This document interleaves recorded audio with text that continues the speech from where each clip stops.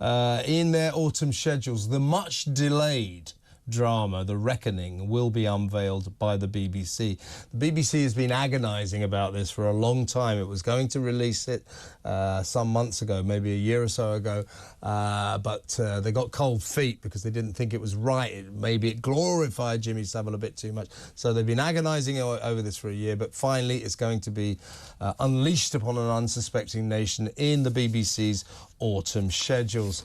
I say there's no need for this drama whatsoever. Steve Coogan, the star, he says, well, the BBC is damned if they do and damned if they don't. No, no, no. The BBC would not be damned if it didn't.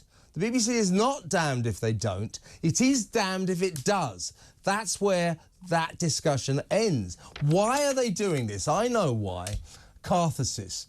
It's trying to act honest and transparent about its own shame, the most disgraceful period in the state broadcaster's checkered history, where they covered up for this mass paedophile, this disgusting individual, and tried to keep his secrets in order to preserve the image of your lovely BBC, Auntie B. But well, let's talk to campaign director at Defund the BBC, Rebecca Ryan. Hello, Rebecca. Hi, Kevin. As I say, you know, I'm not against real-life dramas. I'm not against controversial dramas. When they do real-life dramas and the relatives go, well, you're going to hurt our feelings, I'm afraid I take the view, well, that's art. You have to put up with it. You know, this is free speech. And in that respect, the BBC's got every right to make this drama about Jimmy Savile. But my question is, why? Why do we need to rake over these sordid coals, this shameful period? Not only for the BBC, I would suggest, but the nation. He groomed the nation into believing he was this lovable eccentric who couldn't do enough for charity. And we all clapped along like seals. He became best friends with Margaret Thatcher and Prince Charles.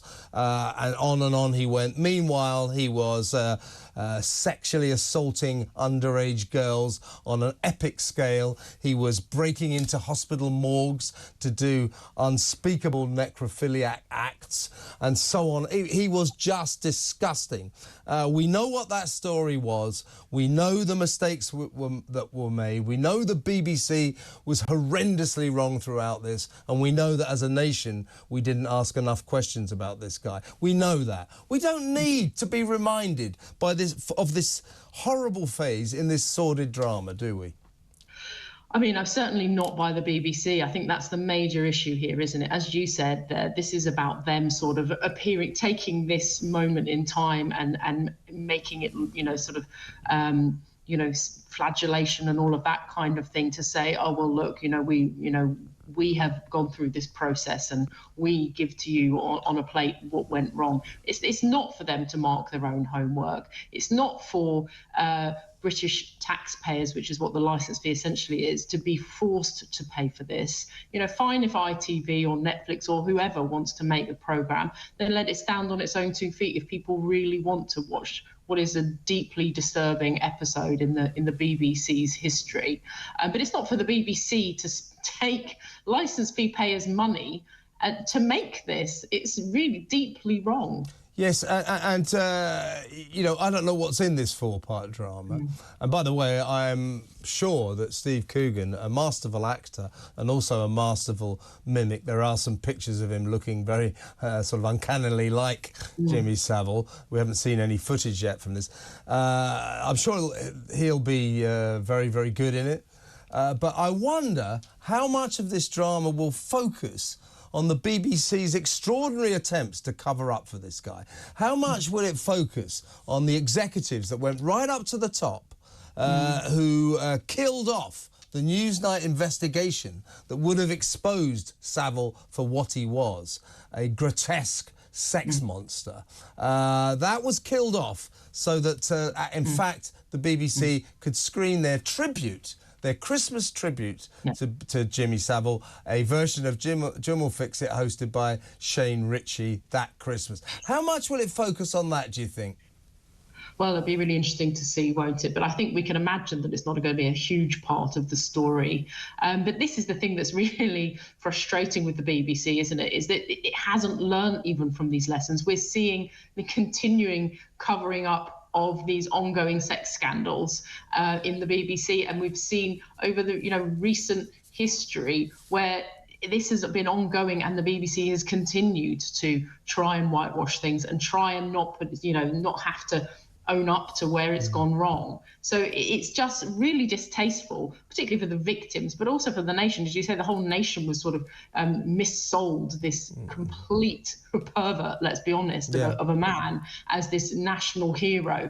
And why should the BBC be dining out on it and using license fee payers' money to dine out on this drama in the hope of, it's really wrong to sort of want them to be getting viewing figures on the back of this, you know? That's what's really distasteful. Yeah, I mean, and the thing is, I'll be honest with you, I'll probably be compelled to watch it, There is something sort of car crash compelling about the idea of this, but I won't feel good about it, and I don't think the BBC should be doing this. Normally, I always say, freedom of speech, artistic freedom, make a drama about whatever you want. But we don't need to be reminded of this.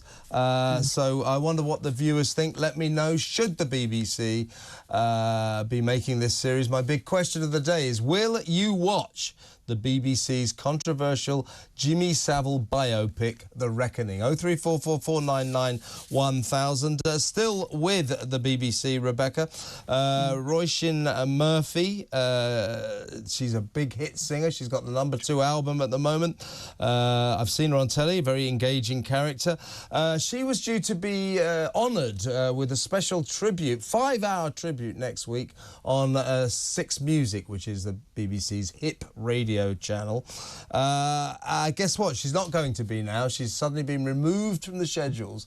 The BBC says that's perfectly normal, but it does sort of coincide with her saying, when they give kids puberty blockers, when these kids think they're trans, so they give them puberty blockers. She said, I'm not sure that's a great idea because it tends to ruin the rest of their life, and she suspects that big pharma money is at play here. Now, most people would not consider those comments to be that controversial.